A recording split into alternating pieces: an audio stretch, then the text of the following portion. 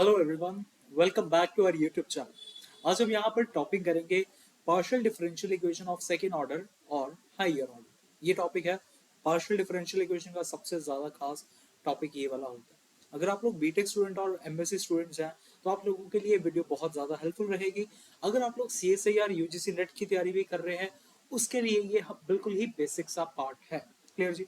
समझेंगे कि partial differential equation होता क्या है एक्चुअल में, और कैसे हम लोग सेकेंड ऑर्डर और हायर डिग्री ऑर्डर को कैसे सॉल्व करते हैं। बहुत ही ज्यादा सिंपल टॉपिक है, ये सबसे ज्यादा सिंपल टॉपिक है। एक चीज है, अगर आप लोगों को ऑर्डिनरी डिफरेंशियल इक्वेशन आता हो या फिर लीनियर डिफरेंशियल इक्वेशन जो होता है ना बीटेक मैथ्स में, उसको वो चीज अगर आती हो तो फिर आप लोगों को ये टॉपिक बहुत अच्छे से क्लियर होगा। चलिए पार्ट वन में करेंगे, मतलब हम यहाँ पर बेसिकली इसको पार्ट्स में करेंगे। 5 से 6 पार्ट्स में मैं इस वीडियो को डिवाइड कर दूंगा जिसमें हम लोग एक एक करके एक एक टॉपिक को डिस्कस करेंगे। आज का टॉपिक है जिसमें हम लोग सिर्फ और सिर्फ कॉम्प्लीमेंट्री फंक्शंस निकालना सीखेंगे कि कैसे हम लोग कॉम्प्लीमेंट्री फंक्शंस निकालते हैं। अच्छा, अगर आप लोगों को याद हो, आपने ऑर्डिनरी डिफरेंशियल इक्वेशन में कुछ ऐसी चीजें निकालते थे जब मेन सोल्यूशन की बात आती थी तो मेन सोल्यूशन लिखा जाता था complementary function plus particular integral. ठीक है ना? तो ये बिल्कुल वैसा ही क्वेश्चन, मतलब वैसा ही बिल्कुल टॉपिक है। कॉम्प्लीमेंट्री फंक्शन निकालने का तरीका थोड़ा सा अलग है, लेकिन पर्टिकुलर इंटीग्रल निकालने का तरीका थोड़ा सा डिट्टो वैसा हो सकता है, थोड़ा सा कह सकता हूँ मैं होगा। ठीक है ना? चलो समझते हैं यार है क्या इसके अंदर। आज हम जो टॉपिक करेंगे वो टॉपिक करेंगे होमोजीनियस डिफरेंशियल इक्वेशन। होमोजीनियस का मतलब होता है जिसमें आप लोगों के पास राइट हैंड साइड, यानी कि अगर हमारे, एक मिनट में पूरा लिख लूं, होमोजीनियस डिफरेंशियल इक्वेशन, ठीक है, ये पार्शियल में है तो होमोजीनियस डिफरेंशियल इक्वेशन, इसके बारे में हम लोग चर्चा करने जा रहे हैं। होमोजीनियस, ठीक है जी। अब देखिएगा, सबसे पहले तो ये जानना जरूरी है कि एक्चुअल में पार्शियल डिफरेंशियल होता क्या है। देखो बड़ा सीधा सा डिफरेंस है। अगर आप लोग ऑर्डिनरी डिफरेंशियल इक्वेशन की बात करते हो ना, ओडीई की बात करते हैं, उसमें आप लोग कहेंगे सर उसमें तो full D Y by D X आता है, ये चीज आती है, या फिर D square Y by D X square आता है, या फिर हायर ऑर्डर डेरिवेटिव कुछ इस तरीके से आता है, इसको हम लोग ऑडी बोलते हैं। और पीडी के लिए सर हम लोग पार्शियल यूज करते हैं। पार्शियल कुछ भी हो सकता है, partial Z curl Z by curl X, curl Z by, इसको ऐसा कर देते हैं ऐसा, और curl Z by curl Y, ये सारी चीजें आती है ना पार्शियल में। बड़ा अच्छा सा डिफरेंस है पार्शियल डिफरेंशियल इक्वेशन में और ओडी में। देखिएगा हमेशा ओडी के अंदर ये वाला जो वेरिएबल रहता है, यानी कि ये जो चीज रहती है ये इंडिपेंडेंट होता है, ठीक है, और ये वाला चीज डिपेंडेंट कहलाता है। आप अगर आप लोग D Y by D X को जानते हैं तो उसकी बेसिक सी चीज यही होती है। उसके बाद, ठीक है ना, अब जो पार्शियल डिफरेंशियल इक्वेशन टॉपिक है, पार्शियल डिफरेंशियल में एक्चुअल में ना यहाँ पर एक नहीं, दो या दो से ज्यादा इंडिपेंडेंट वेरिएबल माने जाते हैं। पार्शियल डिफरेंशियल इक्वेशन की बात कर रहा हूं, इसमें आप लोगों का एक्स वाई, ये सारे के सारे, मतलब दो या दो से ज्यादा जब आप लोगों के पास इंडिपेंडेंट वेरिएबल आ जाए उसको हम लोग पार्शियल डिफरेंशियल इक्वेशन बोलते हैं। ऑर्डिनरी डिफरेंशियल इक्वेशन आप लोगों को क्या बोलते हैं, जिसमें सिर्फ और सिर्फ एक ही इंडिपेंडेंट वेरिएबल हो। ठीक है, ये बिल्कुल बेसिक सा मैंने चीज बताई है, एटलीस्ट समझ होना चाहिए। ये ना हो कि आप लोग सीधा न्यूमेरिकल्स को स्टार्ट कर दें। अभी मैं न्यूमेरिकल्स के ऊपर ही आता हूँ, ठीक है ना। जैसे क्वेश्चन आप लोगों के पास आता है, मैं एक स्टेप, मतलब एक क्वेश्चन के साथ सारा सिखाऊंगा कि कैसे आप लोग फाइंड करते हैं। बोल रहे हैं आप लोगों को solve the following differential equation, solve the following differential equation, ठीक है। अच्छा, एक और चीज, यहाँ पर जो d रिप्रेजेंट करता है, अगर मैं डिफरेंशियल इक्वेशन में d लिख रहा हूँ, d लिख रहा हूँ ना, तो ये इसका मतलब होता है d बाई डी एक्स, यानी कर्ल बाय कर्ल एक्स। आप ऐसा भी मान सकते हैं, कर्ल बाय कर्ल एक्स। और जो d डैश लिखा जाएगा वो लिखा जाएगा कर्ल बाय कर्ल वाई। ये डिनोशन रहेगी जो फिक्स है। क्लियर? डिफरेंशियल इक्वेशन आप लोगों के पास यूं है, D square minus two D D dash minus D dash square is equal to zero. बस इतनी सी डिफरेंशियल इक्वेशन है जिसे हम लोगों को सॉल्व करना है। देखिएगा बड़ा सीधा सा मेथड है। एक चीज आपने ध्यान रखनी है, जब भी आप लोगों के पास डी आएगा आपने वहां पर m को पुट करना है, और जहां पर डी डैश आएगा वहां पर 1 को पुट करना है। पहले तो इतना काम याद रखिएगा, ये स्टेप्स है। तो अगर मैं ऐसा लिख दूंगा तो ये मेरे पास क्या बन जाएगा, ये बन जाएगी equation M square minus two M minus one is equal to zero. Clear? ऐसा कुछ आ गया। हाँ यहाँ पे -1 ही है ना, बिल्कुल। अब यहाँ से हम लोग रूट निकालते हैं कि रूट क्या आ सकते हैं इसके। जैसे यार अगर आप लोग क्वाड्रेटिक फार्मूला लगा ले क्लास 10th वाला जो होता है आप लोगों के पास रूट निकालने के लिए, -b plus minus under root b² -4ac/2a। तो यहाँ पर आ जाएगा अपने पास 2 प्लस माइनस b² -4ac/2a। तो ये बन गया 2 प्लस माइनस 4 ये 8 आ जाएगा, और यहाँ पर आ गया 2, यहाँ से आ गया 2 प्लस माइनस 2√2/2। 2 ये कट गए, तो मेरे पास यहाँ पर जो रूट्स आ चुके हैं वो आ गए 1 प्लस √2। एक तो ये रहा रूट और एक रहेगा ये वाला रूट। क्लियर। अब ये चीज तो आ गई रूट।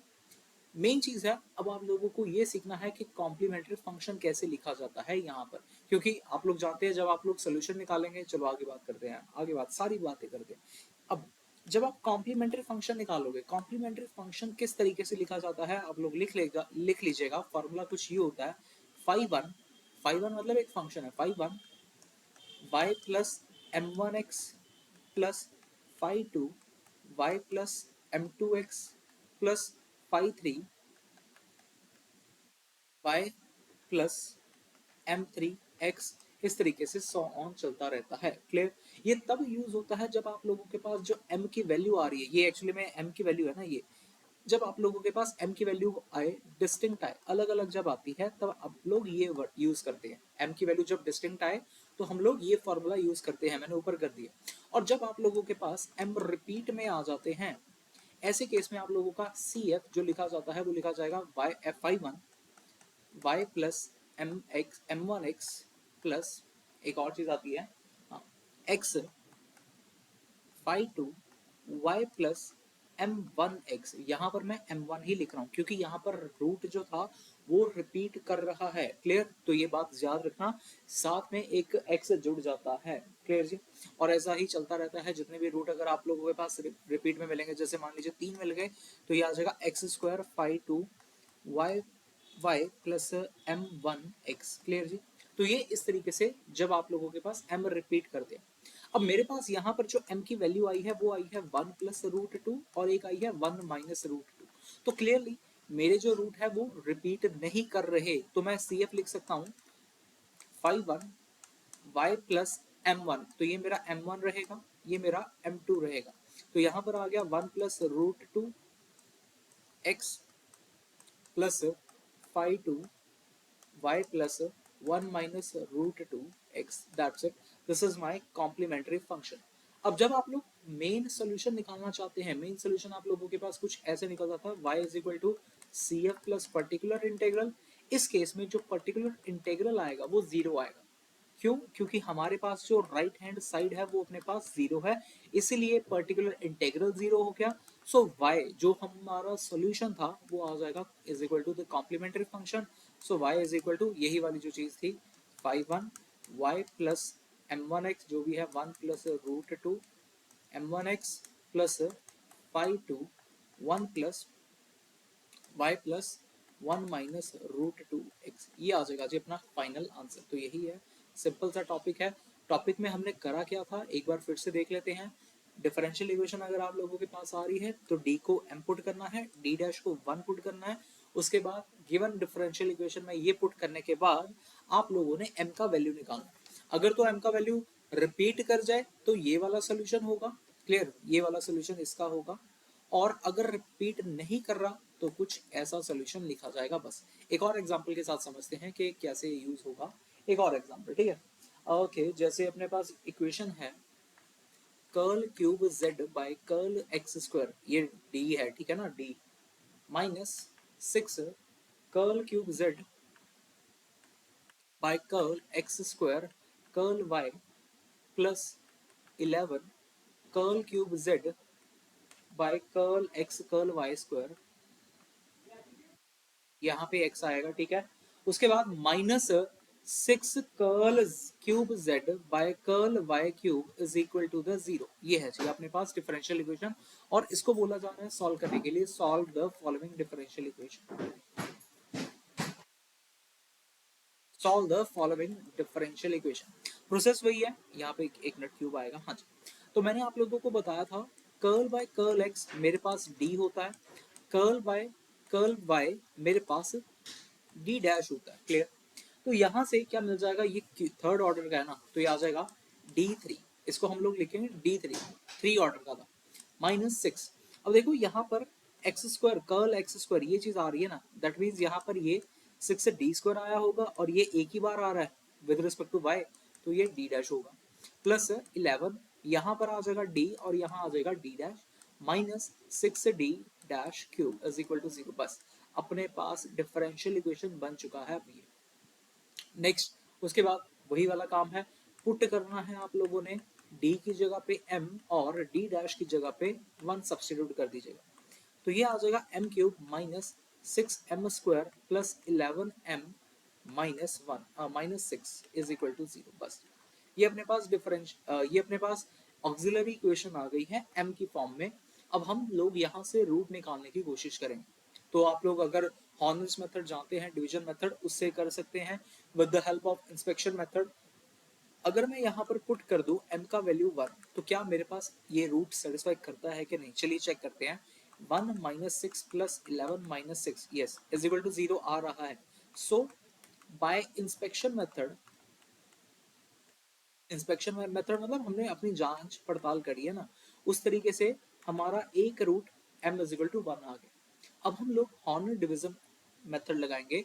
कैसे करते हैं यूज, यहाँ पर हम लोग कॉफिशिएंट्स लिख लेंगे जो भी अपने पास क्यूबिक पॉलिनोमियल था, जैसे उसके कॉफिशिएंट लिखने हैं सिर्फ 1 -6 11 -6 ये लिख दिया। हमारा जो इंस्पेक्शन मेथड से रूट आया था उसको हमने यहाँ पर लिख लिया। अब समझना ये कैसे सॉल्व करते हैं। 1 को यहाँ पर सब्स्टिट्यूट किया, यहाँ आ गया 1, इस 1 को इसके साथ मल्टीप्लाई किया और जो मल्टीप्लाई करवा कर आ गया उसको यहाँ पर रख देंगे। समझ आ, पहला जो भी नंबर होगा उसको नीचे रख देंगे और यहाँ पर इसके साथ मल्टीप्लाई मल्टीप्लाई कराने के बाद जो भी आ गया उसको नेक्स्ट टर्म के नीचे लिख देंगे। अब इन दोनों को ऐड कर दीजिएगा, ये आ जाएगा -5। यहाँ पर फिर से इसको और इसको मल्टीप्लाई कराइए, 1 इंटू -5 करा दियो, तो ये आ जाएगा -5, ऐड कर देना 6 आ जाएगा। फिर 1 को 6 के साथ मल्टीप्लाई करवाया 6, यहाँ पर ऐड करने पे 0 आ गया। क्लियर? तो ये चीज 0 आनी चाहिए। अगर तो ये इसको सेटिस्फाई कर रहा है ना, अगर m is equal to 1 root है तो ये हमेशा 0 आएगा ही आएगा। अच्छा, इससे फायदा ये होता है आप लोगों के पास जो क्यूबिक इक्वेशन थी, ये वाली क्यूबिक इक्वेशन थी m cube minus 6m square plus 11 ये वाली, अब ये जो चीज आ गई है ना, ये आ गई है कॉफिशिएंट ही लेकिन 1 डिग्री लेस, यानी कि ये जैसे क्यूब के थे, अब यही वाले कॉफिशिएंट आप लोगों के पास स्क्वायर के लिए। Okay got it. मैं थोड़ा सा तेज चल रहा हूँ, मुझे पता है, क्योंकि मैं यहाँ पर थोड़ा जल्दी में हूँ आप लोगों के साथ समझाने में। आप लोगों के एग्जाम चल रहे हैं इसलिए मैं अभी ये टॉपिक अपलोड कर रहा हूँ। तो ये कॉफिशिएंट्स आ गए m square -5m plus 6 is equal to 0 के।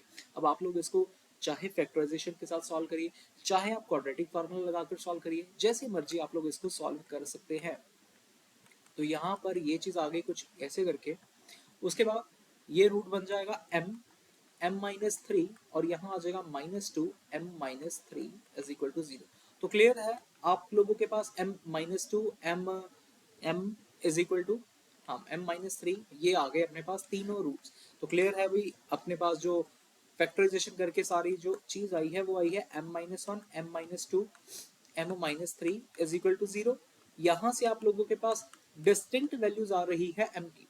क्लियर? अगर डिस्टिंक्ट वैल्यू आएगी तो मेरा जो कॉम्प्लीमेंट्री फंक्शन होगा वो होगा cf is equal to 5 y plus m1x, कुछ ऐसा होता है, मैं पहले एक और बार लिख दूं, 5 y plus m2x plus 5 y plus m3x, ये होता है। m1 का वैल्यू ये रहा, m2 का वैल्यू ये रहा, m3 का वैल्यू ये रहा, तो यहाँ से आ जाएगा 5 y plus x plus 5 y plus 2x plus 5 y plus 3x। तो क्लियर है जी आप लोगों को, ये अपना मेन आंसर है। क्योंकि पर्टिकुलर इंटीग्रल हमारे इस केस में 0 है, तो अपना जो मेन सोल्यूशन लिखा जाता था वो लिखा जाता था cf प्लस पी आई इस केस में 0 है, so y is equal to cf is my correct answer, यानी कि यही है मेरा करेक्ट वाला आंसर। होप कि आप लोगों को ये समझ में आया होगा। ये हमने दो केसेस जो डिस्कस करे हैं, ये दोनों के दोनों केसेस थे जब रूट डिस्टिंक्ट थे। एक ऐसा केस डिस्कस कर लेते हैं जिसमें आप लोगों के पास रूट सेम भी आते हैं, जिससे आप लोगों को थोड़ी सी और क्लैरिटी हो जाएगी। अगर ऐसा क्वेश्चन अगर मिले मुझे, मैं आप भी कर देता हूँ। हाँ ठीक है, ओके, कुछ मिला ही नहीं। बस अगर मैंने बता दिया है, आप लोग अगर ट्राई कर सकते हैं तो ज़रूर करना। आप लोगों की बुक में अगर मिल जाए, ठीक है जी, अभी मेरे पास अवेलेबल नहीं है, ठीक है। इसके बाद हम लोग नेक्स्ट पार्ट में मिलते हैं, जहाँ पर मैं राइट हैंड साइड कुछ लूँगा और उसको बताऊँगा कैसे आप लोग सॉल्व कर सकते हैं। बाकी अगर आप लोग चैनल पर नए हैं, आप चैनल को ज़रूर सब्सक्राइब करिएगा, वीडियो को दोस्तों के साथ ज़रूर शेयर करिएगा। नीचे डिस्क्रिप्शन में व्हाट्सएप ग्रुप का लिंक है, वहाँ पर टैप करके आप लोग मेरी क्लासेस के बारे में और लिंक वगैरह के लिए आप लोग वहाँ पर जुड़ सकते हैं जी, ठीक है। Thank you so much.